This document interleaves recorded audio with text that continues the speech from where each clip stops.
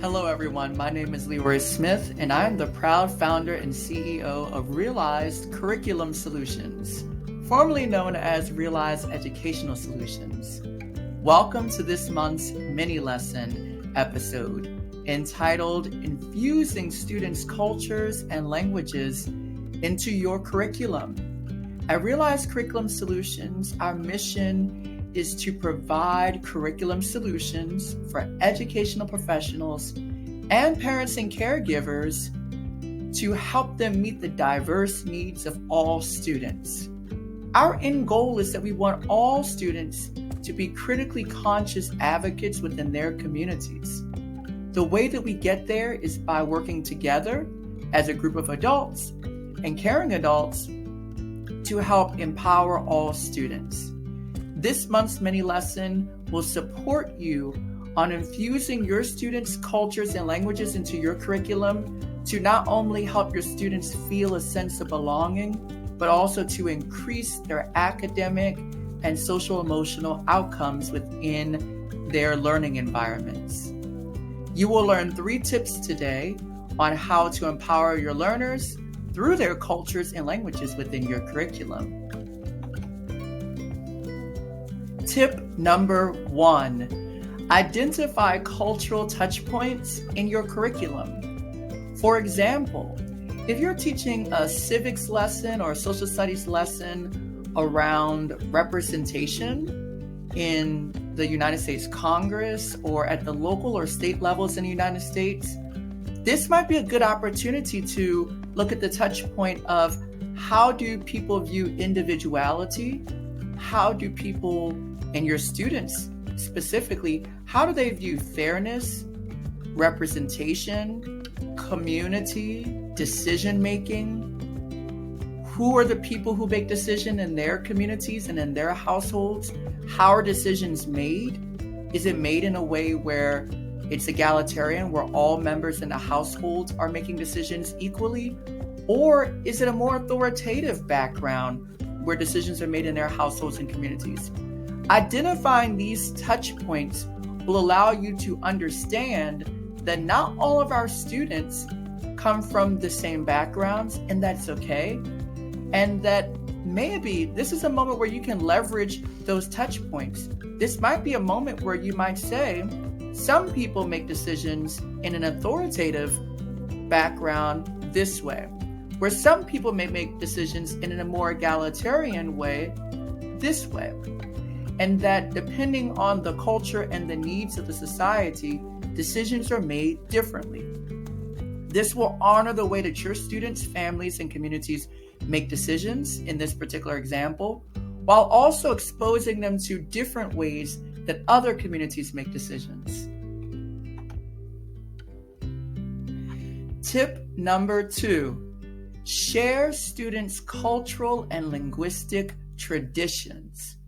Some traditions are so empowering and so moving and so uplifting. For example, some of the traditions around singing at Jubilees for the celebration of the end of enslavement in the United States of African people. Some of those traditions are very empowering, while other traditions may not be as empowering, such as the harm that is caused to specific groups of people. Investigating students' cultural and linguistic traditions, such as using African American vernacular English to express care and love and appreciation and respect for someone. You know, before I was born, we used to call the respected guys in our community the cool cats in the jazz society. And now we call them sometimes the old heads or the OGs. Not to say that like the OGs for original gangster is like a bad thing. We have repurposed this language in the African American community and the Black community to mean the respected elders in our community. Repurposing words is something that a lot of traditions do, a lot of cultural backgrounds do. And so using some of these ways of doing that in your classroom can help. For example, you can always do an oral history or storytelling in your classroom where there might be legends or myths or stories that are shared within specific cultures, like we use in the African American community quite a bit with, John Henry and Stagger Lee Wonders is another one that even James Baldwin used. So incorporating some of those linguistic traditions and cultural traditions into your classroom is empowering because it allows students to know that they are heard, seen, and felt in ways that are respectful, but also exposes other students to different ways of speaking, listening, and interacting and learning within their own learning environments. Tip number 3, revise and create learning experiences. The learning experiences, how we have them in curriculum at your school or at home school, sometimes is one-sided. It doesn't necessarily have multiple perspectives inside of your curriculum. And so in order to make your curriculum more responsive to your students' linguistic and cultural needs, we need to figure out what's there. How do we revise this to make sure all students are valued and respected, but also learn what happened in a through multi-perspectives and lenses? One way of doing this is looking at how different cultures resolve conflicts. Some cultures resolve conflicts, what we might say, democratically or egalitarian ways. Some resolve them in a more authoritative ways. There are values and pros and cons to all ways of problem solving.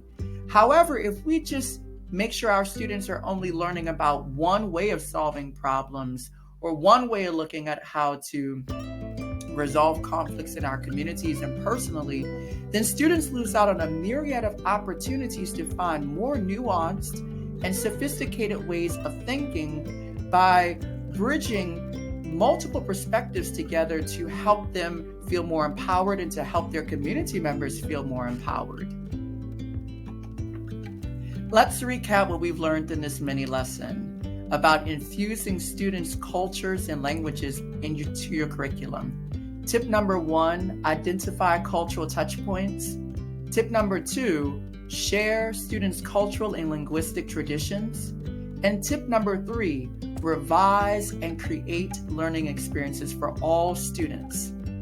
Now, this is not an easy task at all, but it is a very much necessary task.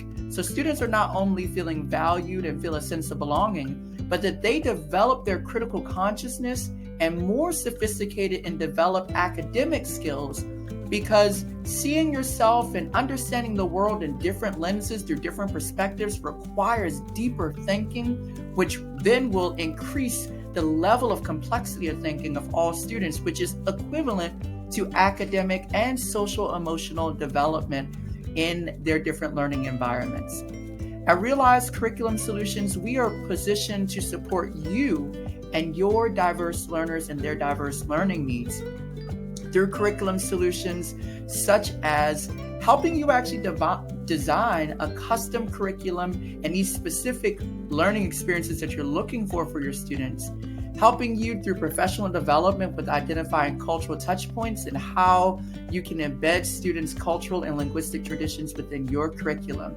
So if you are interested, please reach out to us at Realize Curriculum Solutions on our social media platforms and also on our website, realizedsolutionsllc.com. Additionally, please share and like this video with anyone that you think will benefit from this. And as always, we hope that you realized a solution that works for you today. See you soon.